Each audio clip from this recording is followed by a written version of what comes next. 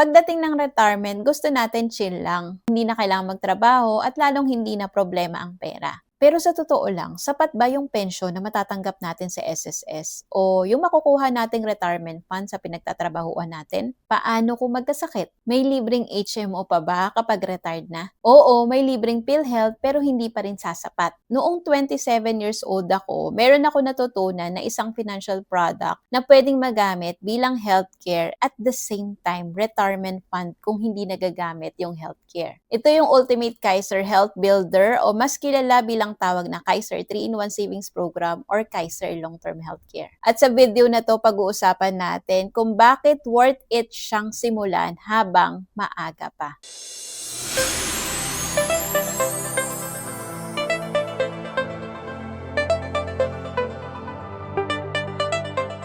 Alam mo ba, karamihan sa mga senior citizens sa Pinas umaasa sa anak, kamag-anak o kaya nangungutang kapag nagkasakit o na-ospital. Bakit kamo? Dahil kulang ang SSS o GSIS pension. Wala ng HMO after retirement. Hindi sumasapat ang PhilHealth galing gobyerno. At habang tumatanda, mas nagmamahal ang maintenance at check-ups. Ang tanong, gusto mo bang umabot sa point na magiging pabigat ka sa pamilya mo? I'm sure hindi. Maski ako, ayaw ko maging pabigat. Kaya kailangan natin ng plano, ngayon pa lang. Lalo na at nalaman mo ito nang meron ka pang oras para paghandaan ito. So ano ba ang Kaiser Long-Term Healthcare? Ito ay 3-in-1 financial product. May long-term healthcare ito, may life insurance at may investment component. Pag-usapan naman natin, paano ba ito nag-work? Ano ba yung benefit? Ilang years ba tayo maguhulog? Ilang years ba tayo mag-aantay? Pwede ba nating i-withdraw to? Yung pangalan po ng financial product na to is Ultimate Kaiser Health Builder. So 7 years po tayo maguhulog dito. Yan po yung tinatawag natin na accumulation period. Yan po yung time na nag-i-invest tayo, nag-iipon tayo. And then 13 years po yung waiting period. Wala na po tayong kailangang hulugan dito sa time na to. Nag-aantay na lang po tayo na mag-mature. Yan po yung extended period. Kaya total of 20-year investment program. 7 plus 13, total of 20 years. Nel, pwede ko bang i-withdraw ang pera ko habang naguhulog ako? Bago po kayo mag-start ng Kaiser nyo, make sure na malinaw sa inyo, naiintindihan nyo ito at committed po kayong tapusin hanggang 20 years. Pwede mo naman po i-surrender yung policy mo, pero para sa akin, lugi ka. Kasi average, nasa 20%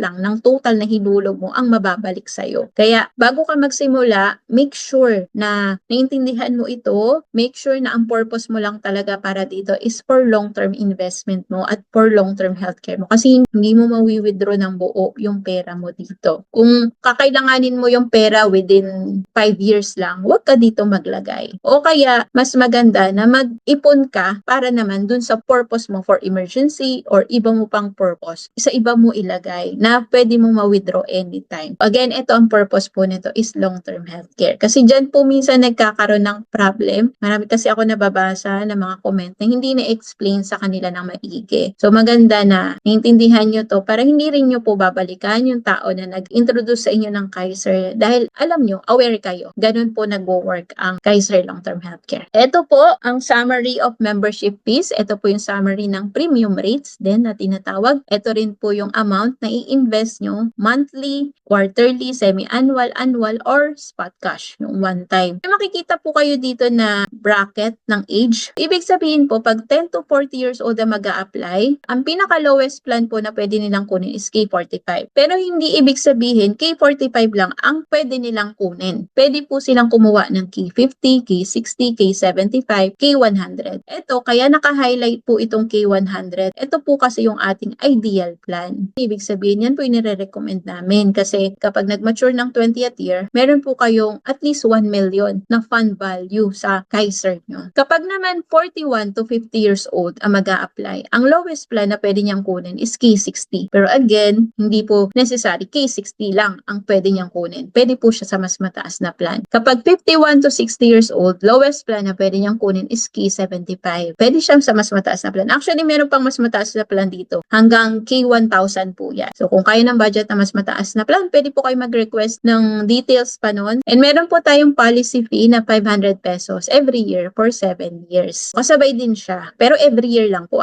hindi po monthly po ito. Okay, kung makikita nyo po dito sa K100 plan, ang monthly po nito is 5,880 5,882. Pero kapag nag-annual ka, 58,821 lang. So kung kukomputin lang natin sa isip natin, so parang 5,882 times 10 months lang. So nakatipid ka ng 2 months kapag nag-annual ang mode of payment mo. Kapag nag-semi-annual ka na mode of payment, kung ito total mo to, kukumpara mo dun sa monthly, nakatipid ka ng isang buwan. Tapos kapag quarterly naman, ito total mo to sa isang taon, kukumpara mo sa monthly, nakatipid ka ng half a month. Pero syempre, pag monthly ka, regular yon na premium. Kung ikukumpara mo naman yung spot cash, kung nag one time ka, mas mababa ang spot cash ng 20% compared kung magma-monthly ka. Kung ikukumpara mo naman siya sa annual, mas mababa ang spot cash ng 10%. I hope malinaw po yung pagkaka-explain ko dito. And ang kagandahan lang pag spot cash ang mode of payment mo, mas mataas yung projected maturity value nito. Kasi first year pa lang, malaki na yung ininvest mo eh. So malaki na yung basis na amount. Kumpara dun sa monthly na nakaspread sa buong 7 years. Gagawin mo lang yan kapag may extra budget ka. Pero kung wala ka namang extra budget, huwag mong antayin na makaipon ka ng pang spot cash mo bago ka magsimula. Kasi pansin mo, bakit merong lowest plan sa bawat edad? Ibig sabihin po nun, nagmamahal ang healthcare. Doon natin makikita na nagmamahal siya as we age, 'di ba? Habang tumatanda po tayo. Now, pag-usapan natin ano ba ang benefits natin during 7 years na naguhulog tayo. Ulitin ko ha, during 7 years lang po ito libre ha. Meron po tayong libreng annual physical exam. Okay, ano-ano 'yun? So, ito yung kasama dun sa APE. Dapat kailangan gawin siya sa accredited clinic ng Kaiser. Meron naman po tayong listahan noon ng accredited clinic and hospital. And then, meron tayong tinatawag na OPMS. Mamaya papakita ko sa inyo anong itsura. Doon po tayo magpapaschedule ng APE. Okay? So, anong kasama doon? Basic 5. Meron pong general physical exam, chest x-ray, routine fecalysis, routine urinalysis, CBC. And then, meron din pong ECG for members above 35 years old. And then, meron pong pap smear para sa mga female members above 35 years old or as required. So, ito po yung kasama sa libreng APE. Para po ma-avail natin yung libreng APE, dapat nakahulog na po tayo ng 1 year. Kung nag-annual mode of payment po tayo, magagamit na agad natin yung libreng APE. Pero kung naka-monthly tayo, quarterly, semi-annual, dapat natapos muna natin yung buong isang taon bago natin magamit yung APE except kung OFW po tayo. Kung OFW po tayo at naka-monthly po tayo at hindi pa po natin tapos yung buong 1 year na hulog, pwede po natin ma-avail yung APE kung sakaling umuwi tayo dito sa Pilipinas at hindi pa natin nabuo yung 12 months. Kasi usually, ang mga OFW, hindi naman yan umuwi taon-taon. Sila po yung exempted doon sa dapat naka 1 year na hulog. So, pwede pa rin sila magpa-schedule ng APE even hindi pa po sila tapos sa 1 year na hulog. Another libre po na benefit during 7 years is meron po tayong libreng dental benefit. So, ano-ano po yung mga dental benefit? Unlimited dental check-up, unlimited simple tooth extraction. Ibig sabihin, simpleng bunot lang. So, dapat within 10 minutes mabubunot. So, yun po yung simple. Tapos, meron din pong libreng linis. Again, normal case. Kapag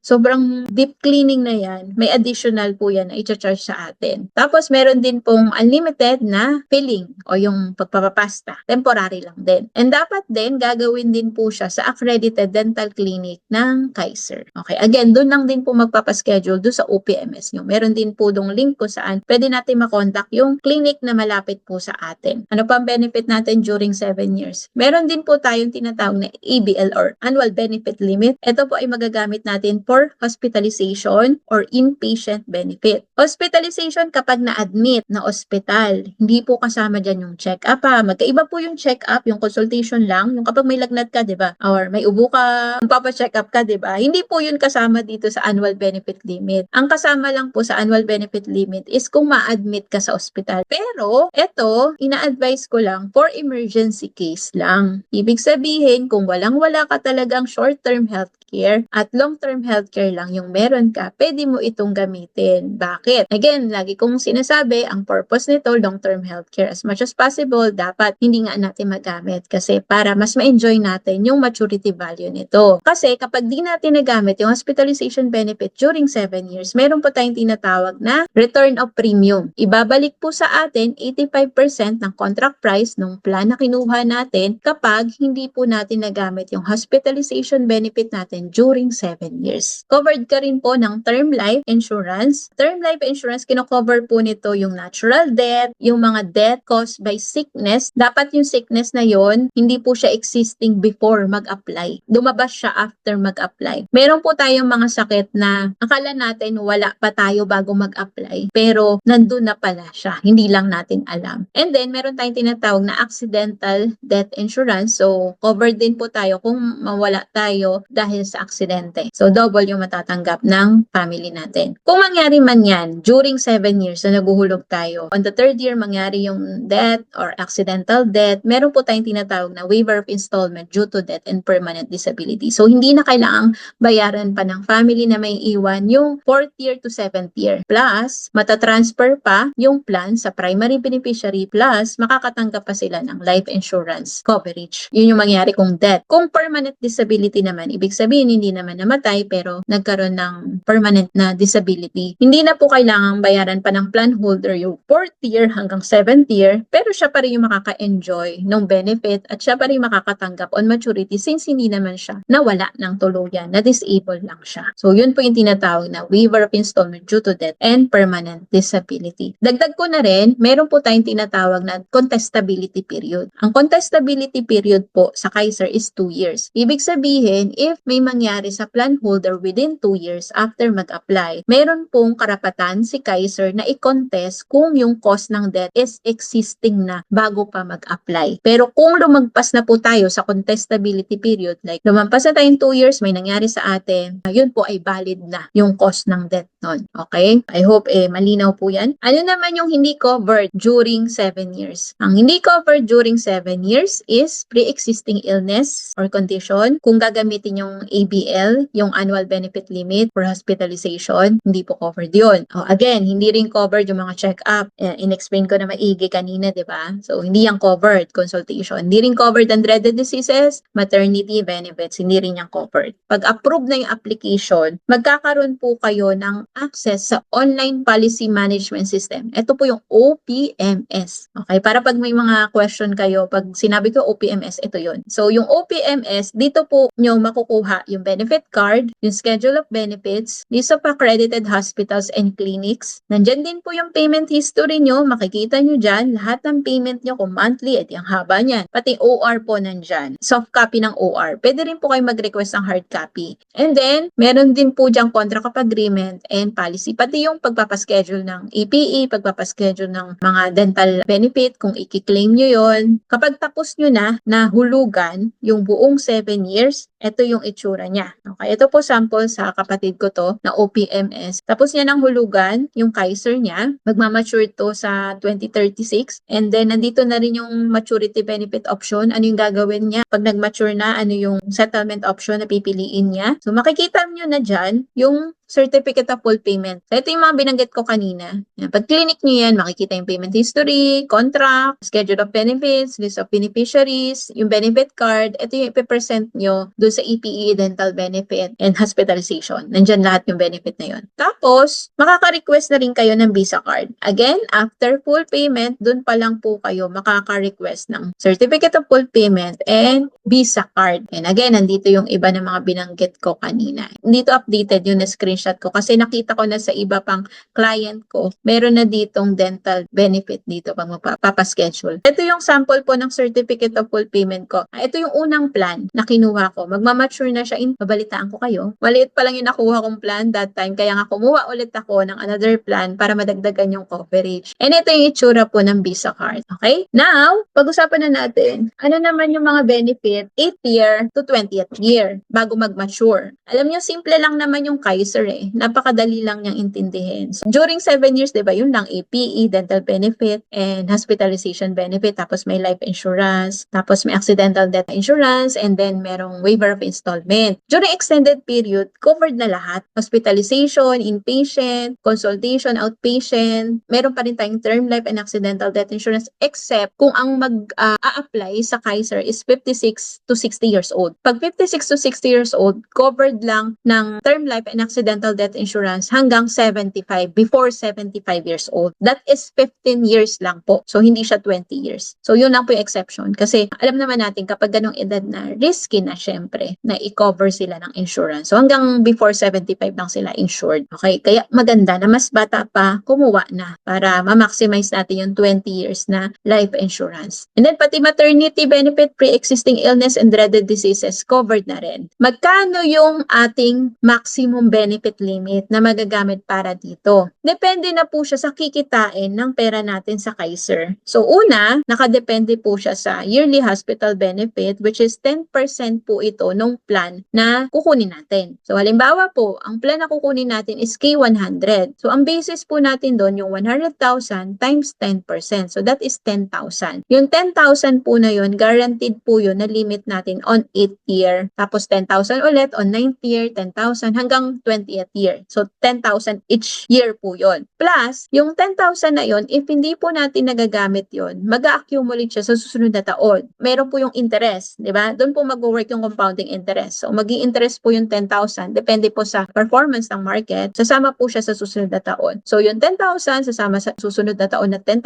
magiging 20,000 plus the interest. So yun po yung magiging limit niya. And kasama rin po sa magiging limit din is yung tinatawag na additional hospital benefit. Ito po yung dividend in the form of hospital benefit pa rin. Ito po, hindi po makakapagbigay si Kaiser ng exact na computation kasi depende po sa performance ng investment natin, ng pera natin sa Kaiser. So, syempre naka-invest po yung pera natin sa mutual fund, real estate, cash, international bank. Depende po yon sa actual na rate. Pero, second year pa lang po, habang naguhulog tayo, second year pa lang, may dividend na po yon. Yung total dividend from second year to 7th year, sasama po siya dun sa limit mo on 8th year. Kaya yung 10% plus the dividend, yun po yung total limit na magagamit for hospitalization, for consultation, and other benefits pa natin. Pwede ka rin magpa-EPE dun, magpa-dental, pero ibabawas dun sa limit mo, dun sa taon na magagamit mo. Okay? Kung sakaling hindi mo siya magamit, which is I recommend, ako nga hindi ko iniisip yung aking long-term healthcare. Mag-accumulate po yun hanggang sa 20th year. Kung magkano man yung magiging accumulated fund nun, yun po yung matatanggap natin on 20th year. So, ito na siya. So, after 20 years, maturity, good as cash na po yun. Pwede mo na i-withdraw. Pero syempre, pag withdraw mo na, 100% terminated na rin yung plan mo. So, wala ka ng long-term healthcare. Hindi mo na magagamit yan for healthcare needs. Pero ano ba purpose natin? Ba tayo kukuha? Di ba long-term healthcare? Pwede rin naman po, 50% i-withdraw mo, 50% iwan mo. Yung 50% na naiwan mo, mag-i-interest pa po yun kapag hindi natin nagagamit for our healthcare needs. So, ano yung matatanggap natin at maturity? Meron po tayong guaranteed long-term care benefit na tinatawag. Depende po yan sa Kaiser plan na kukunin natin. Halimbawa, kung K100 plan, 100,000 guaranteed long-term care benefit. Kahit may magamit po kayo sa 7 years, kahit may magamit po kayo sa 13 years, matatanggap nyo po yung guaranteed long-term care benefit. Ito po, minsan na inaakala nila, pag nagamit yung APE at dental, mawawala yung long-term care bonus. Hindi po. Yun po ay libre talaga. So, kahit gamitin nyo yun, walang maapektuhan na long-term care bonus nyo or long-term care benefit. Next is, speaking of long-term care bonus, LTC bonus, yan yun. If yung hospitalization benefit nyo during 7 years, hindi nyo po nagamit, guaranteed po yun. And then, ito yung unused accumulated hospital benefit. Ito po yung interest na nag-accumulate kung hindi nyo nagagamit. So, kasama rin po yan sa matatanggap nyo on maturity on 20th year. Kasama po yan. So, halimbawa, 30 years old ka ngayon, tapos nag-mature siya on 50th year mo, hindi ka pa nun magre-retire, ayaw mo pang i-withdraw. So, pwede pa po mag-earn ng interest yon. So, up to 10% na interest. Hindi po yun bababa sa prevailing rates ng savings deposit of the top 3 commercial bank. Yun yung pinaka-lowest na pwede niyang ibigay. Siguro mangyayari lang din po yun kapag nagkaroon ulit ng pandemic and sana naman wag. Yun yung pinakamababa na pwede pwede niyang bigay. Pinaka-safe siguro 7%, 6 to 7%. Possible pa rin po na maging interest po ng pera natin sa Kaiser kung hindi natin i-withdraw yung pera natin on 20th year. So, yun po yung tinatawag na long-term care period. So, dito, kaya masasabi natin na pwede siya maging retirement fund kapag hindi po natin nagagamit yung healthcare part nito. Siguro sinasabi mo noon, akala ko pang healthcare lang yan. Ito yung hindi alam ng karamihan. Pwede mong gamitin ang Kaiser bilang retirement fund. Bakit kamo? Una, yung health benefit fund mo nag-grow over time kung hindi mo nagagamit. Hindi ito kagaya ng short-term HMO or short-term healthcare na use it or lose it. Kapag hindi mo nagagamit ang hospitalization benefit mo during 7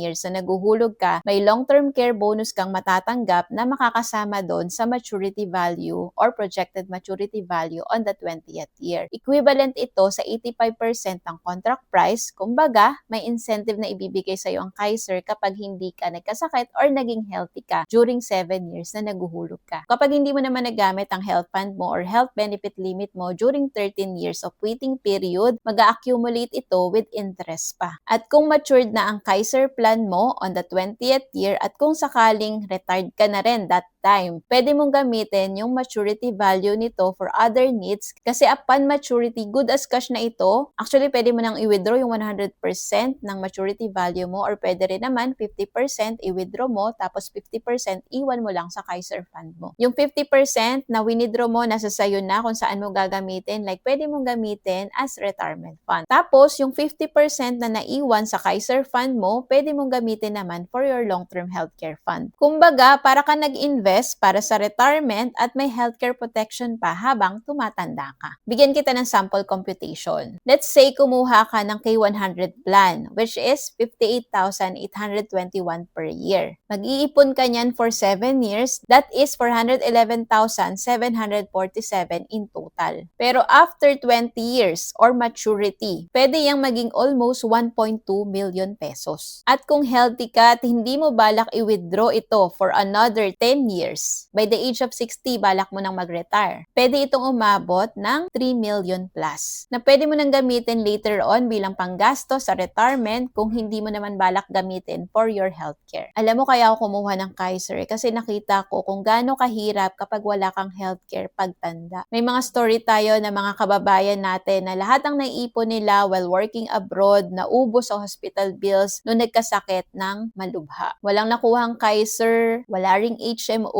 at yung retirement savings nila ang naubos sa gamutan. Kaya ako, hindi na ako papayag na maranasan din yun. Kahit mas mababa na plan, basta pasok sa age bracket, at least meron kang healthcare, insurance, at investment for retirement in one. May SSS ka nga, pero magkano lang ang monthly pension nun? Meron kang Pag-ibig MP2, yes, maganda, pero walang healthcare protection. Mutual funds, yes, maganda rin, pero again, walang medical coverage. Ang edge ng Kaiser, kung magkasakit ka, meron kang healthcare. At kung hindi ka naman magkasakit, may retirement fund ka. Either way, panalo ka. Kaya kung iniisip mo ang future mo, gusto mo may panggasto sa gamot, check-up, at pangtawid sa mga buwan na wala kang trabaho, simulan mo na ang Kaiser 3-in-1 Savings Program habang healthy ka pa. Ang pinakamahal na healthcare plan ay yung sinimulan mo ng huli na o hindi mo sinimulan at all. Kaya habang kaya pa ng budget, habang wala ka pang sakit, take action. Kung gusto mo malaman more details about Kaiser, pwede mong i-contact yung taong nag-share sa'yo nitong video na to. Pero kung nalaman mo ang Kaiser through my videos, dahil napanood mo ko, pwede mo akong i-message sa FB page ko na Nel Sembrano or email me sa nelsembrano.cs@gmail.com. I-message mo lang yung salitang Kaiser para mabigyan kita ng libreng quotation and details of benefits ng Kaiser Long-Term Healthcare or Kaiser 3-in-1 Savings Program. Or pwede mo ring i-fill out yung link na nakikita mo dito sa screen. Ilalagay ko rin yung link na yan sa description below. Ako si Nel Sembrano Lontok at ang mission ko ay turuan ang mga Pilipino kung paano magplano para sa mas secure na future. Like and share this video kung may natutunan ka. And don't forget to subscribe for more personal finance tips for beginners.